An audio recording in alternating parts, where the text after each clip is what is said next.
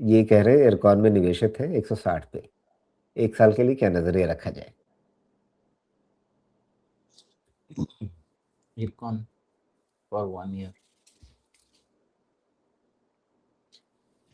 देखिए जिस तरह का अभी इसका चार्ट है, बहुत अच्छा सिचुएशन फिलहाल तो नहीं कह सकता मुझे कि मैं फिर कॉल आउट करना पड़ेगा, बिकॉज फिर से अब सबका नया पैटर्न बनने वाला है।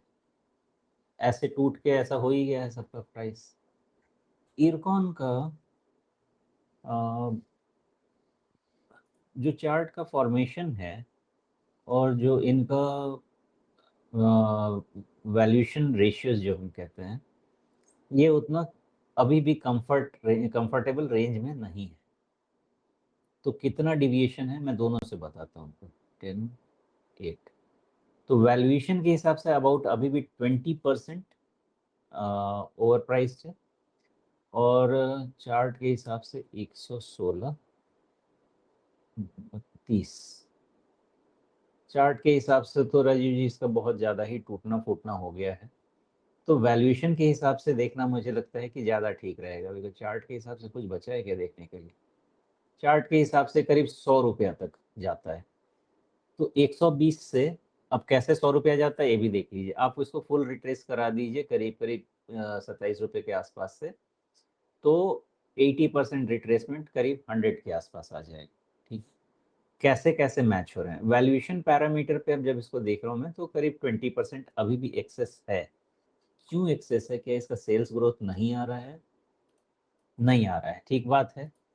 तो इसका सेल्स डी ग्रोथ है, एंड दैट टू अच्छा, आपने फ्रॉम जून रिट्रेसमेंट जो बोला है वो कहाँ से लेना चाहिए? क्या वो वो बहुत क्लियर मार्च तो नहीं रहेगा 2023? राजीव जी, एकदम नीचे वाला ले लीजिए जहाँ से शुरुआत हुई थी इसकी। हाँ वहीं से ये ले बिल्कुल। लीजिए। जी। हाँ, ये बहुत क्लीन नहीं है। क्लीन मैं बना सकता हूँ अपने वाले मॉडल में, लेकिन मैंने बनाया नहीं। एग्जैक्ट मैंने अपने मॉडल में बनाया था तो 99 है, 78% रिट्रेसमेंट। ओके। जी। अभी ये 100 के आसपास आ रहा है। जी, तो अब देखिए मैं और भी कॉन्फिडेंटली आपको बताता हूँ, क्योंकि इसका सेल्स का डी ग्रोथ जून 2024 क्वार्टर से लगातार चल रहा है। ओके, इसलिए इसके वैल्यूएशन पैरामीटर आपको महंगे होते ही जाएंगे। अब जैसे मैंने आपको बताया कि ये मुझे अभी भी 20% महंगा लग रहा है, लेकिन इस तरह से सेल्स डी ग्रोथ होगा अगर ईपीएस नीचे जाएगा।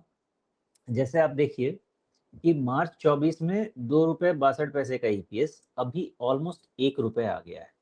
तो आपका अर्निंग पर शेयर में ही आप गिरावट देख लें तो कितना हो गया, डेढ़ तो करीब करीब ये 70% के आसपास तो ईपीएस ही गिर गया।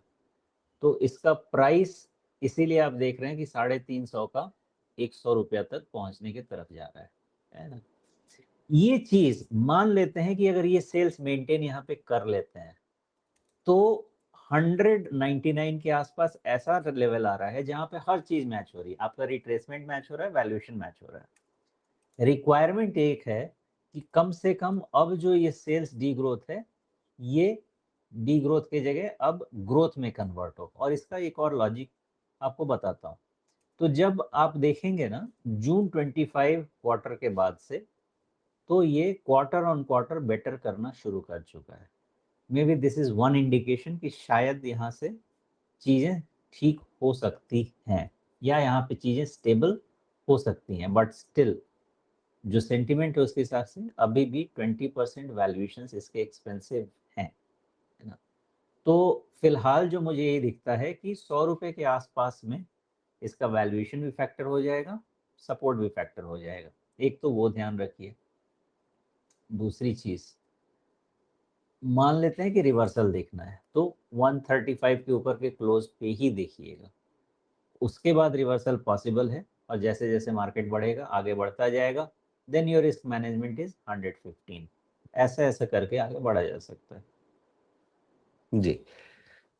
लेकिन वापस इस शेयर को लेकर के हमारी पुरानी वही दुविधा है कि सरकार का रेलवे पे इतना बड़ा फ़ोकस है, इंफ्रास्ट्रक्चर पे इतना बड़ा फ़ोकस है और उस सेक्टर में काम करने वाली ये सरकारी कंपनी है, नवरत्न कंपनी, नवरत्न या मिनी रत्न होगी। ये नवरत्न ही है, नवरत्न पीएसयू है। उसके बाद भी आपके पास ऑर्डर बुक इतना शानदार है, लेकिन आपकी सेल्स डिग्रोथ आ रही है। मतलब क्या बात है? मतलब सरकार ने भर-भर के ऑर्डर दे दिए हैं, लेकिन काम नहीं कर पा रहे हैं, क्या हो रहा है? यही तो प्रॉब्लम है सरकारी कंपनी में, धक्का मारो नहीं तब तक काम होता नहीं। तो ऑर्डर, यही प्रॉब्लम हम डिफेंस में भी देख रहे हैं ना। ऑर्डर मिल जा रहा है लेकिन एग्जीक्यूट नहीं कर पा रहे हैं, तो मे बी हम कहते हैं ना, more than we can chew, जितना हम चबा नहीं सकते उससे ज़्यादा हमने मुंह में भर लिया है। पॉसिबल है, बट एग्जीक्यूशन का इशू लग तो रहा है, बिकॉज सेल्स में कन्वर्ट हो नहीं रहा है। जी। या इसमें ये भी है, इसमें रेवेन्यू रिकॉग्निशन कब आती है, काम आप कर रहे हैं लेकिन उसकी रेवेन्यू रिकॉग्नाइज़ अभी नहीं हुई है। अचानक से हो जाएगी, फिर अचानक से सेल्स बढ़ी हुई दिखेगी, फिर शेयर भाग जाएगा एकदम से। नहीं, ऐसा दिख तो नहीं रहा, क्योंकि उसको डेटा को नॉर्मलाइज करने के लिए मैं वापस ईयरली डेटा पे जा रहा हूँ, और ईयरली डेटा में भी जाकर दिख रहा है कि सेल्स फ्लैटेंड हो रहा है। तो एक साल में तो रेवेन्यू रियलाइजेशन हो जाना चाहिए ना, कितने समय का आप कलेक्शन पीरियड देंगे? जी,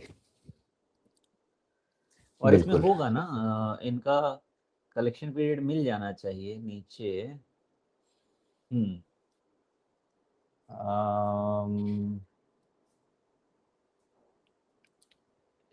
हाँ, तो इनका डेटर 45 डेज का है, तो कहाँ नॉर्मल है, 45 डेज का साइकिल है।